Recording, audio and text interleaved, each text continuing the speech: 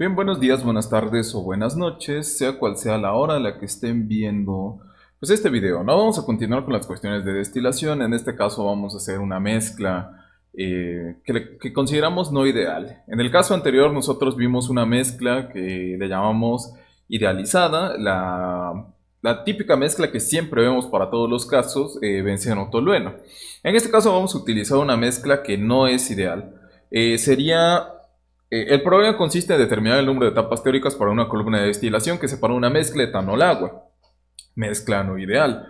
La alimentación entra como líquido saturado con una fracción molar de 0.2 de etanol y se requiere que el destilado solo contenga una fracción molar de 0.2 para el agua, o sea, 80% eh, mol de etanol, ¿no? Y el residuo deberá contener 0.05 fracción molar de alcohol.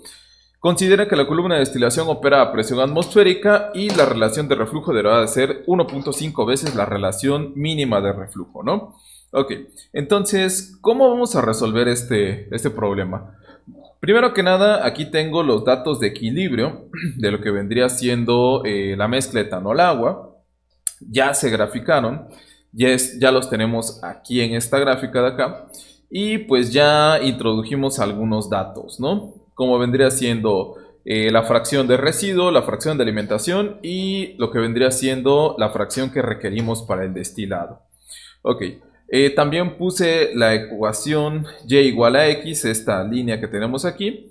Y ya me quedé hasta este punto en donde voy a ingresar la ecuación de alimentación.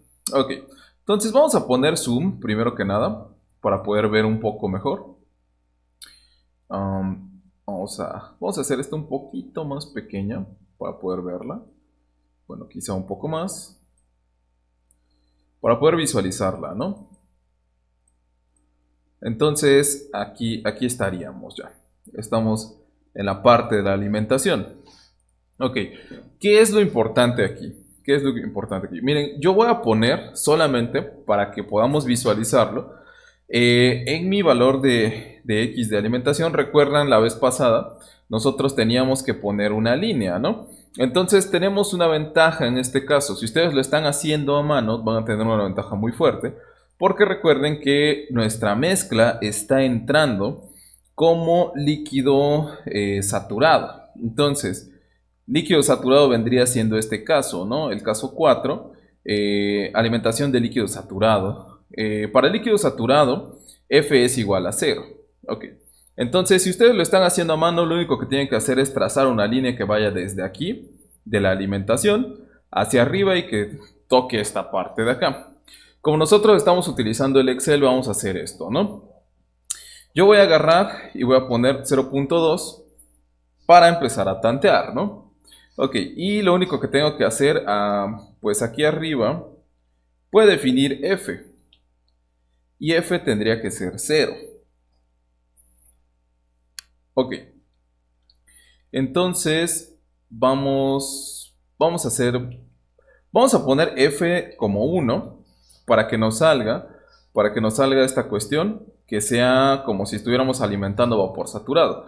Obviamente estamos alimentando un estado completamente distinto, pero va a tomar sentido en cuanto lo comencemos a utilizar, ¿no? Ok, entonces lo único que tenemos que hacer es introducir lo que vendría siendo mi ecuación de alimentación, que es esta, que me dice que es y igual a menos, paréntesis, 1 menos f. Ahí está, 1 menos f. Todo esto dividido entre f como tal. Ahí está. Que multiplica, signo de multiplicación a mi x, que en este caso es esta, más xf, que es esta xf de alimentación, dividido entre f otra vez. Y ya, ahí la tenemos. Ok. Entonces, obviamente nos va a dar 0.2 porque yo le estoy dando 0.2 y va a estar en la línea y igual a x. Vamos a agregarla aquí en donde decimos diseño, seleccionar datos, agregar. Y en valores de x voy a poner estos dos. Y en valores de y voy a poner estos dos. Y estaríamos listos. Ahora, ¿Qué pasa, por ejemplo, si yo a este valor le doy un 0? Lo que va a hacer es que me va a hacer una línea que va a ir desde aquí hasta 0. ¿Ok?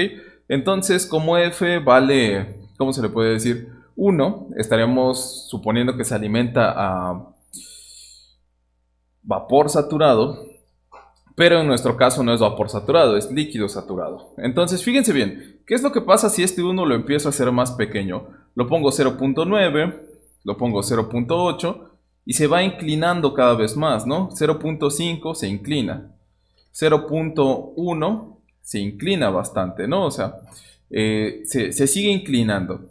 Entonces, ¿qué pasa? ¿Qué pasa? Ah, otra cosa, es muy importante para que ustedes puedan hacer esto sin que se les deforme la gráfica. Ustedes tuvieron que haber fijado que el máximo estaba en 1, haberlo fijado. Si ustedes lo dejan automático, lo que va a pasar es que se les va a deformar su gráfica, en dado caso de que lo estén haciendo como yo lo estoy haciendo. Ahora, ¿qué pasa si f yo la pongo como 0, ¿no? Como me indica mi tabla, que me dice que para líquido saturado f es igual a 0. Yo aquí le voy a poner un 0. Pues esta celda me empieza a marcar un error. ¿Por qué un error? Si analizamos nuestra ecuación, al final tenemos una división sobre f. Entonces yo voy a tener un numerador dividido entre 0. Y aquí voy a tener un numerador dividido entre 0. Entonces, números divididos entre 0, como veíamos en cálculo, está indeterminado. Entonces, ¿qué es lo que puedo hacer para afrontar este fracaso? Lo único que podemos hacer son dos cosas. Primero, hacerlo completamente gráfico, o segundo, poner un número muy pequeño, pero pues cercano a 0. Entonces, ¿qué es lo que va a hacer? Me va a dar un número enorme, muy grande, pero esta línea va a tender a ser vertical, porque va a tender a tener, valga la redundancia, una pendiente infinita. Así de simple, así de sencillo, ¿no? Entonces aquí ya tendríamos nuestra línea de alimentación. Ok. Después lo que tendríamos que hacer, poner la línea de operación de la sección de enriquecimiento, pero para reflujo mínimo. Entonces recuerden, esta va a iniciar en nuestro valor de destilado, que aquí lo tengo, XD. Aquí también lo tengo que igualar. Y yo aquí lo voy a poner con 0. ¿Ok? Y aquí después tendríamos que poner una línea para tantear. Entonces yo aquí voy a poner que sea, no sé, 0.5. Bueno, vamos a introducir nuestra línea. Agregamos, ponemos el valor de X, que serían estos dos. Y ponemos el valor de Y, que vendrían siendo estos dos. Le damos a aceptar y aceptar. Ok, entonces, en realidad, ¿por qué no estoy agarrando y trazando líneas como lo hice la vez pasada? Bueno, pues por una razón bastante simple, ¿no? O sea, ya vimos un ejemplo, entonces se me hace un poquito más rápido hacerlo así. Fíjense bien, ¿qué es lo que va a pasar aquí? La regla nos decía, yo tengo que unir, tengo que agarrar y tengo que unir este punto de aquí, que es el destilado, con este punto de acá. Entonces, lo que puedo hacer es pues irle moviendo este valor, poner digamos 0.4, se pasó 0.45, quizá un poquito menos, 0.44. Pareciera que ahí está, ¿no? 0.44. Ok, voy a quitar un poquito el zoom, un poquito más. Voy a hacer más grande esta gráfica y voy a poner otra vez el zoom para que podamos observar esta cuestión. Entonces, fíjense bien, esta línea como tal, lo que vendría siendo la línea de operación a condiciones de reflujo mínimo, ya está tocando esta parte de acá. Sin embargo, esto está mal. ¿Por qué está incorrecto? Por una razón bastante simple, miren. Yo al trazar esta línea que va desde este punto hasta el punto en donde la línea de alimentación, esta línea de acá, choca con la línea de equilibrio, yo estoy agarrando y estoy saliéndome de mi zona. O sea, fíjense bien, yo solamente puedo trabajar por debajo de la línea de equilibrio. O sea, toda esta parte de aquí. Y aquí se alcanza a ver, o sea, alcanzamos a ver cómo al trazar esta línea inclusive corto y salgo, o sea, por esta parte ya estoy saliendo de lo que vendría siendo mi línea de equilibrio. Entonces, este método no lo puedo utilizar de esta manera. No es válido.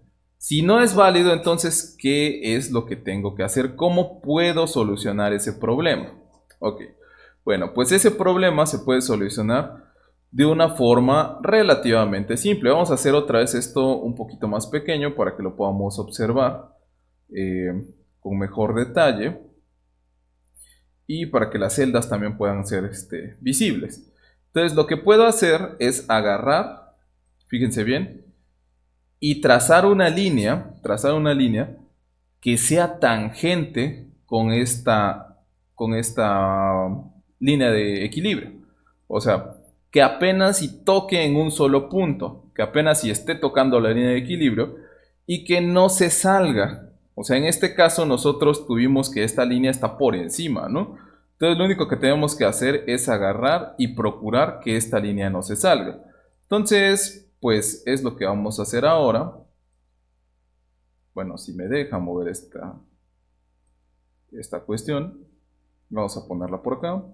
Voy a tratar de hacerla un poco más grande. Uf, no ayuda mucho. Creo que con eso es suficiente. Ok, entonces, ahí está.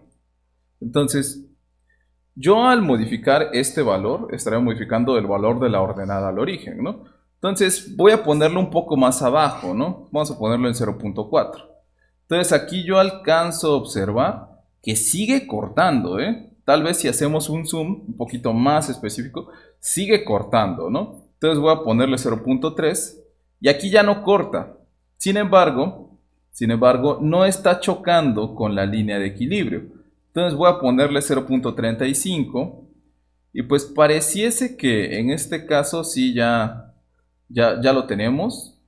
Si nosotros hacemos todavía más zoom, alcanzamos a ver que quizá le falta un poco, ¿no? O sea, tendríamos que estar haciendo esto con la gráfica más grande, o sea, observarla todavía más grande. Pero el problema es que si yo hago mi gráfica más grande, después no se va a ver en el video, ¿no? Entonces vamos a ponerle 0.36, 0.37, 0.38. Yo tanteo que ahí ya está 0.375. Yo calculo que ahí ya está tocando un solo punto. Recuerden que solo debe tocar un punto. Debe cortar en un solo punto la línea de equilibrio. Si yo estoy cortando en más de un punto, entonces ahí ya estoy incurriendo en un error. Ok, ¿qué es lo que sigue? ¿Qué es lo que acontece ahora? Fíjense bien. Lo que sigue es agarrar y calcular la relación de reflujo RD, perdón, se me abrió la calculadora. Ok, RD, vamos a ponerla, perdón, entonces sería RD mínima y la RD operativa. Entonces recuerden que la RD mínima se saca con la ordenada al origen. Entonces, si se dan cuenta, esta línea de acá, este valor que estuve modificando, ya es la ordenada al origen. Es otra forma de hacerlo, ¿no? Entonces recuerden que en nuestro caso pasado, yo ya había despejado lo que era RD para la relación de reflujo mínima. Entonces era XD sobre la ordenada al origen menos 1. Entonces ya nada más vamos a poner igual, que vendría siendo XD sobre la ordenada al origen menos 1. Y ahí está, tengo mi relación de reflujo mínima que es 1.13333. Entonces, ¿qué nos dice nuestro problema? Nos dice que tiene que ser 1.5 veces la relación de reflujo mínimo. Entonces lo tengo que multiplicar por 1.5. Y mi relación de reflujo operativa vendría siendo de 1.7. Ok. Entonces, al tener yo la relación de reflujo ya operativa, ya puedo introducir lo que vendría siendo, ahora sí, mi línea de la sección de enriquecimiento operativa. Entonces, esta va a iniciar iniciar forzosamente en XD. Y para Y pues también va a ser XD. Entonces, como sé que va a chocar exactamente vertical con esta parte, pues ya no tengo que estar tampoco haciendo ese cálculo. Entonces lo único que tengo que hacer es decir que como va a ser completamente vertical, va a ser el valor que yo tengo para mi X de alimentación. Y ahí estaría. Ahora lo único que tengo que hacer es poner este punto en el cual va a chocar. Entonces lo único que tengo que introducir es la ecuación, que vendría siendo la relación de reflujo dividida entre la relación de reflujo más 1, todo más 1 dije. Todo esto que multiplica a mi variable x, hasta aquí tengo esta parte, más xd, que lo tengo aquí. Todo esto dividido entre mi relación de reflujo operativa más 1. Y ahí está. Entonces sería 0.442. Ok. De una vez voy a poner la sección de agotamiento. Entonces la sección de agotamiento sería igual, ¿cómo se llama? Esta parte, XR. Y aquí también tendríamos XR. Si ustedes lo están haciendo a mano, lo único que tienen que hacer es trazar las líneas. Ahorita les digo más o menos cómo las trazarían. Entonces, aquí, ¿qué valor tendríamos que tener? Pues tendríamos que tener exactamente este valor, porque va a coincidir. ¿Y en qué valor va a chocar? Pues con este también. Ok. Entonces, lo único que vamos a hacer ahora es darle en diseño, seleccionar datos, agregar. Y pues en nombre podemos ponerle esta. En los valores de X vamos a poner esta. Vamos a borrar esto que tiene Y y vamos a seleccionar estos valores para Y. Ok, le damos otra vez en agregar. Ahora tendríamos losa. Ponemos estos datos y después ponemos estos otros datos y le damos a aceptar y aceptar. Y ahí ya tendríamos nuestras dos, ¿cómo se llama? Líneas de operación. La línea de operación para la sección de enriquecimiento y la línea de operación para la sección de agotamiento. Ok, entonces hasta aquí ya pueden resolver el problema. Vamos a cambiar un poquito esta parte, esta serie que vendría siendo que creo que es aquí sigue después de la amarilla. No estoy seguro. Es esta. Quiero cambiarla por un tipo de... No me deja. Bueno, quería pasar la línea punteada. Pero pues total, ¿no? Entonces, regresando, me desvío un poco de esto. Regresando a esta cuestión, yo voy a tener esta gráfica que tengo aquí. ¿Ok? ¿Y qué es lo que se tiene que hacer ahora? Lo único que se tiene que hacer es trazar las etapas. Tienen que trazar el número de etapas. Eso ya lo saben hacer a la perfección. Si somos, pues, observadores, lo único que tendríamos que hacer sería iniciar aquí y pues hacer todas las etapas que nos vayan a salir. Ok. Ahora, seguramente nos van a salir bastantitas etapas. ¿Por qué? ¿Por qué salen tantísimas etapas? Bueno, es una respuesta bastante, pues no simple, quizás un poquito complicada, pero recuerden que nosotros tenemos una mezcla que esta mezcla ya es no ideal, es una mezcla que no sigue esa forma como de media lenteja, es una mezcla que tiene una forma aquí como que hace una panza y después se pega sobre esta línea.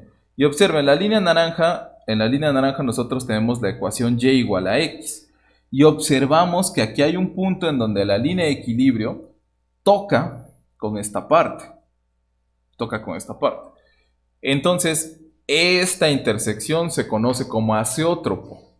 Es una parte en la cual ¿cómo se le puede decir? La composición de la fase líquida y la composición de la fase vapor son exactamente iguales. Entonces, si nosotros tenemos una composición que es igual, simple y sencillamente ya no vamos a poder hacer esa transferencia de masa. Entonces, Entre más nos acerquemos entre nuestro valor de destilado, que vendría siendo esta línea de acá, este 0.8, ¿no? O sea, si nosotros tomamos este valor de destilado y los acercamos todavía más a lo que vendría siendo el azeótropo, se vuelven muchas más etapas, ¿no? Entonces, si nosotros quisiésemos obtener el valor de ese azeótropo, o sea, obtener un destilado con ese azeótropo, simplemente tendríamos un número infinito de etapas. Así de simple, así de sencillo. Ok, entonces aquí, ¿qué es lo único que tienen que terminar de hacer? Calcular el número de etapas y pues simple y sencillamente se detendría hasta que nosotros tuviésemos una etapa que estuviese por debajo de este valor. ¿Ok? Irónicamente, si nosotros quisiésemos, digamos, en lugar de 0.8, lo bajásemos a 0.7, la cantidad de etapas que tendríamos que utilizar sería mucho menor. O sea, las etapas al acercarse al azeótropo crecen de forma exponencial. O sea, crecen de una manera desmesurada, ¿no? Si nosotros quisiésemos obtener, digamos, un alcohol un poquito menos concentrado, algo equivalente al alcohol azul, al alcohol del 70, pues serían muchas menos etapas, ¿no? O sea, ok. Entonces vamos a dejarlo hasta aquí y pues vaya. Les voy a dejar una actividad bastante simple, muy relacionada con esta cuestión, chequenla. Y pues vamos a dejar el video hasta aquí. Nos estaríamos viendo, quédense en casa, por favor.